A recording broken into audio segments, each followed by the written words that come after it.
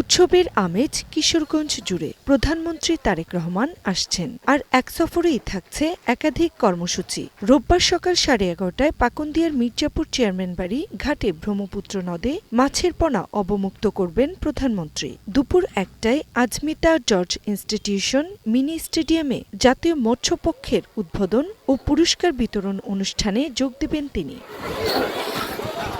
এরপর শোলাকিয়া ঈদগাহ মাঠের উন্নয়ন কাজ উদ্বোধন ও বৃক্ষরোপণ কর্মসূচিতে অংশ নেবেন প্রধানমন্ত্রী। দিনের শেষ ভাগে পুরাতন স্টেডিয়ামে ফ্যামিলি কার্ড বিতরণ, বিভিন্ন ভাতা এবং ইমাম মুয়াজ্জিনদের সম্মানী ভাতা প্রদান করবেন প্রধানমন্ত্রী।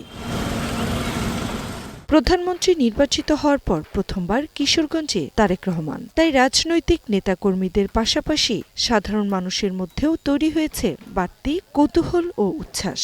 মাননীয় প্রধানমন্ত্রী তারেক রহমান আমাদের কিশোরগঞ্জ আসছেন, এই জন্য আমরা অত্যন্ত আনন্দিত। যুগান্তকারী যে বিভিন্ন প্রকল্পগুলো হাতে নেওয়া আছে দেশের প্রশ্নে, মানুষের প্রশ্নে, এগুলা কিশোরগঞ্জে ইনশাআল্লাহ উদ্বোধন হবে। প্রধানমন্ত্রী হওয়ার 6 মাস অতিবাহিত হয়েছে, আমাদের কিশোরগঞ্জ আসতেছে, আমরা আনন্দ চিত্তে এবং গ্রহণ করছি। প্রধানমন্ত্রীর সফর নির্বিঘ্ন করতে এরই মধ্যে নিরাপত্তা ও অন্যান্য প্রস্তুতি শেষ করেছে প্রশাসন। যে শোলাকিয়ার মাঠ সারা বাংলাদেশের কাছে কিশোরগঞ্জের পরিচয় বহন করে, এই মাঠটা অবহেলিত অবস্থায় পড়ে আছে। এটা উনি নিজে এসে উদ্বোধন করে যাবেন এবং 16 কোটি টাকা ইতিমধ্যে উনি বরাদ্দ করেছেন। সফর সফল করতে বিভিন্ন ভেন্যু পরিদর্শন করে প্রস্তুতি তদারক করছেন এমপি মন্ত্রীরা। গত প্রায় আমরা 10 দিন যাবতই মাননীয় প্রধানমন্ত্রীর এই কিশোরগঞ্জে আগমনকে সফল করার জন্য আমাদের জেলা বিএনপি সহ সকল অঙ্গ সহযোগী সংগঠন আমরা সবাই মিলে একসাথে কাজ করছি প্রশাসনের সাথে। শুধু বিএনপি নেতা কর্মী নয়, সাধারণ মানুষের মাঝে